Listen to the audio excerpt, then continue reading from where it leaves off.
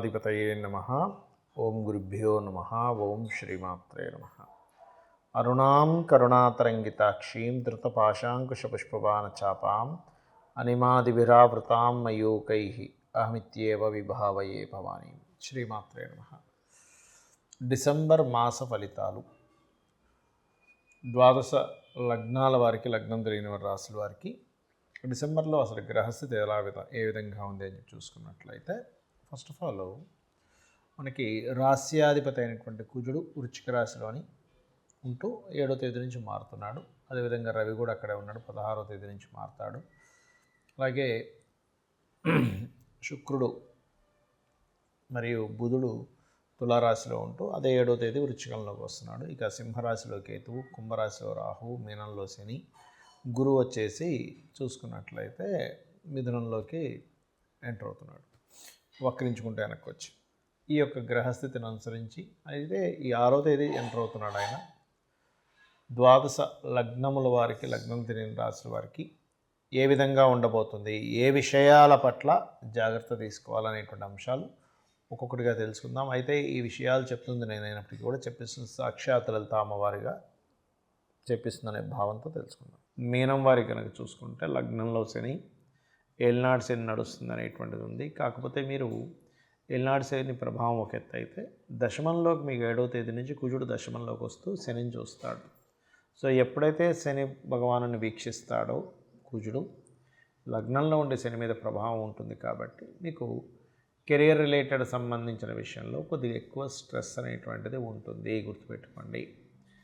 అలాగే మరొక విషయం ఏంటంటే, ఇక్కడ గమనించినట్లయితే ఈ 2వ స్థానాధిపతి ఎప్పుడైతే ఉన్నాడో, ఈ 2వ స్థానాధిపతి ఈ 6వ స్థానంలో ఉండే కేతువు చేత చూడబడుతున్నాడు. కాబట్టి అప్పులు ఎవరికైనా ఇవ్వడం, తీసుకునేటువంటి అంశాల్లో కాస్త జాగ్రత్తగా ఉండండి ప్రధానంగా.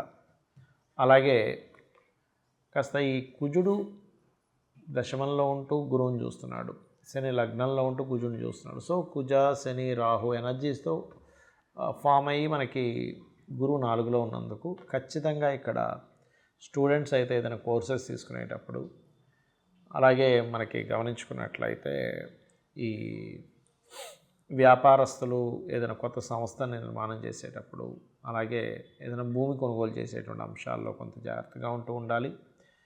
ముఖ్యంగా ఇక్కడ 6వ స్థానంలో కేతు ఉన్నందుకు పూర్వజన్మ కర్మ స్థానం యాక్టివ్గా ఉంది. కాబట్టి మీ తండ్రి గారితో లేనట్లయితే మీరు ఎవరికైనా అప్పు ఇవ్వడం, తీసుకునే విషయాల్లోని కొద్దిగా జాగ్రత్తగా ఉండాలి. ఎక్కువగా రాజరాజేశ్వరి అమ్మవారి ఆరాధన ఎక్కువగా చేయండి.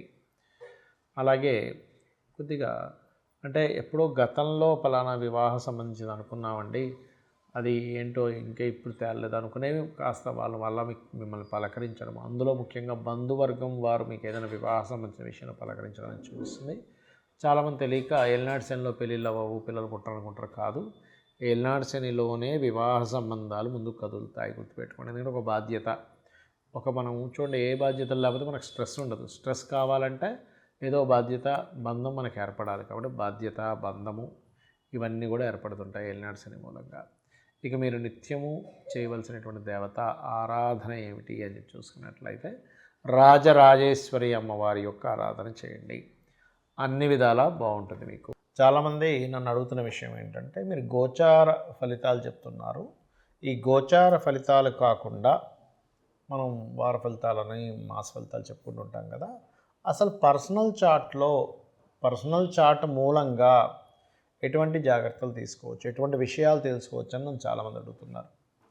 అదేమిటంటే, ఫస్ట్ ఆఫ్ ఆల్ మనం పర్సనల్ చార్ట్ తెలుసుకోవాలంటే మనకి లగ్నము, నక్షత్రము, రాశి, గ్రహస్థితులు ఎలా ఉన్నాయో తెలుసుకోవాలి. ఇది తెలుసుకోవాలంటే మీరు పుట్టిన తేదీ, నెల, సంవత్సరము, సమయము, ప్రాంతము కావాలంటే మీరు ఏ ఊరిలో పుట్టారు, ఏ సమయంలో పుట్టారు, ఏ తేదీలో, ఏ నెలలో, ఏ సంవత్సరంలో పుట్టారు.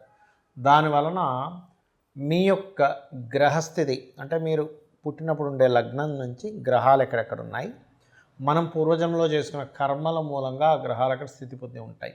అంటే కొంతమంది చూడండి ఫైరీ నేచర్ ఉంటారు, కొంతమంది ఎమోషనల్గా ఉంటారు, కొంతమంది అంటే ఒక్కొక్కరు ఒక్కో మనీ మైండెడ్ ఉంటే, good communicators, very strong, very fiery, కొంచెం ఎమోషనల్గా ఉండేవాళ్ళు, ఆర్టిస్టిక్ నేచర్ ఉండేవాళ్ళు, ఎక్కువ గొడవలు పెట్టుకునేవారు, సోషల్గా ఉండేవారు, సీక్రసీగా ఉండేవారు, ఎక్కువ స్పిరిచువల్గా ఉండేవారు, ఎక్కువ వర్కాలిక్గా ఉండేవారు, బిజినెస్ మైండెడ్తో ఉండేవారు, సేవాతత్వంగా ఉండేవారు, ఇట్లా రకరకాల వ్యక్తులు ఉంటారు.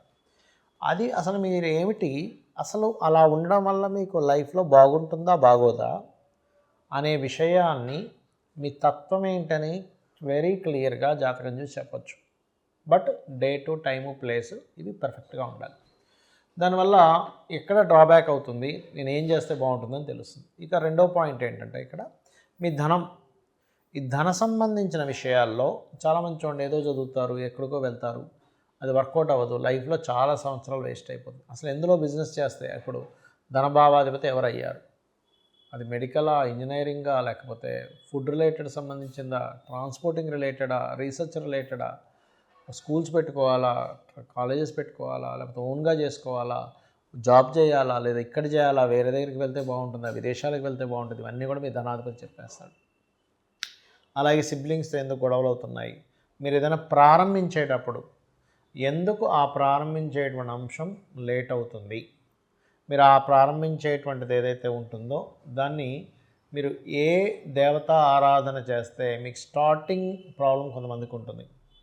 అలాగే మీరు ఏ డైరెక్షన్లో ఉండే గృహంలో, అంటే మెయిన్ డోర్ ఎక్కడుంటే, మీరు ఎటువంటి దాంట్లో ఉంటే అది మీకు, ఎందుకంటే వాస్తు మనకు కొంత సపోర్ట్ చేయాలి, గుర్తుపెట్టుకోండి. జాతకం ఎంత సపోర్ట్ చేస్తుందో వాస్తు మీకు సపోర్ట్ చేసినప్పుడు బాగుంటుంది. కాబట్టి దీనికి ఏంటి, మీరు ఎప్పుడు గృహం తీసుకుంటే మంచిది, ఎలాంటి గృహం తీసుకుంటే మంచిది, ఏ డైరెక్షన్లో ఉంటే మంచిది, అది అసలు మీ పేరు మీద తీసుకోవచ్చా లేదా, మీ జీవిత భాగస్వామి పేరు మీద తీసుకుంటే మంచిదా, లేకపోతే మీ పిల్లల పేర్ల మీద తీసుకుంటే మంచిదా అనేది ఒక లెక్క ఉంటుంది.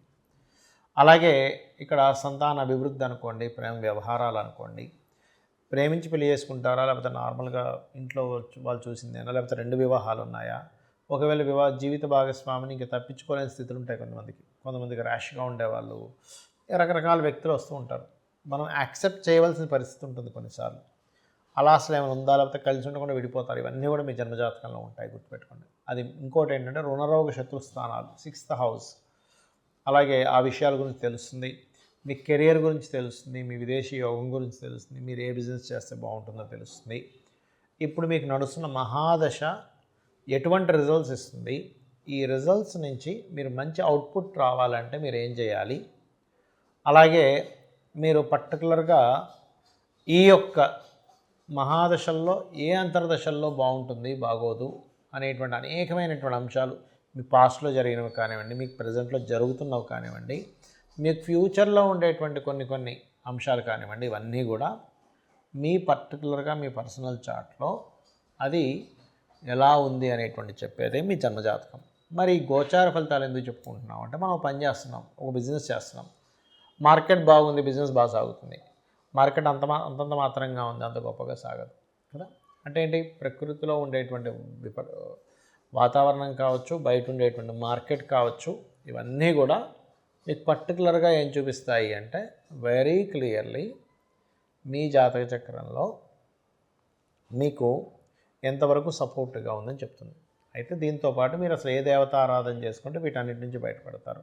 మరి జాతకం లేదండి, అసలు ఏ గోచారం, ఏ లగ్నం, ఏ రాశి కూడా తెలియదు అన్నవారు రెగ్యులర్గా లలితాసహస్రనామాలు చేసుకోండి. అయితే ఇప్పుడు ప్రజెంట్ నడుస్తున్నటువంటి గోచారంలో యాక్సిడెంట్స్ అనుకోండి, విపత్తులు అనుకోండి, రకరకాలు జరుగుతున్నాయి.